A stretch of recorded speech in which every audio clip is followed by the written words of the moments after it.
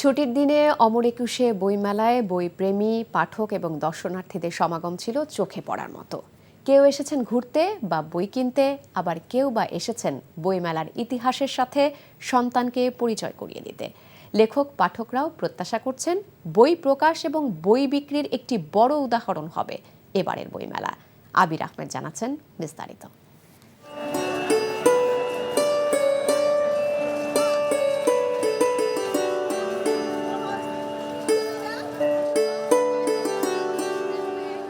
শিশুরা উল্টে পাল্টে দেখছে বইয়ের পাতা। অমর একুশে বইমেলার আভিজাত্যের সঙ্গে পরিচয় করিয়ে দিতে ব্যস্ততার মাঝে একটু ফুরসত মিললেই শিশুদের নিয়ে মেলায় ভিড় করছেন অভিভাবকরা। বাচ্চাদেরকে বইয়ের জগতে, সাহিত্যের জগতে বা স্টাডির জগতে আরও একটু অনুপ্রাণিত করা। সবাই মিলে আমরা মেলায় এসেছি, এসে সব ঘুরছি, বইগুলো দেখলাম। সব হুমায়ুন আহমেদের বই, উনি তো আমার খুব প্রিয় একজন লেখক। ইতিহাস পরিচিতি করার জন্য বাচ্চাদের নিয়ে বইমেলায় আসছে।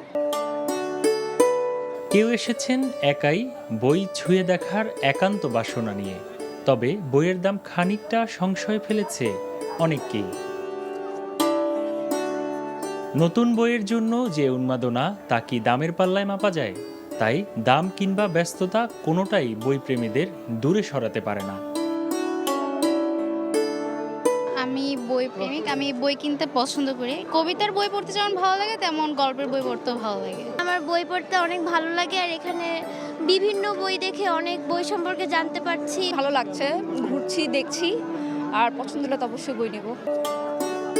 মেলায় অংশ নেওয়া বিভিন্ন প্রকাশনা সংস্থার স্টলে থাকা বিক্রয়কর্মীরাও জানাচ্ছেন একই কথা। এবারে যতই দিন যাচ্ছে বইমেলার পাঠকদের উপস্থিতি ততই বাড়ছে।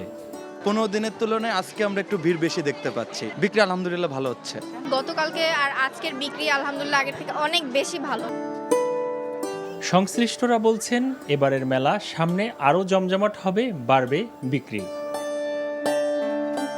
আবির আহমেদ, এনটিভি নিউজ, ঢাকা।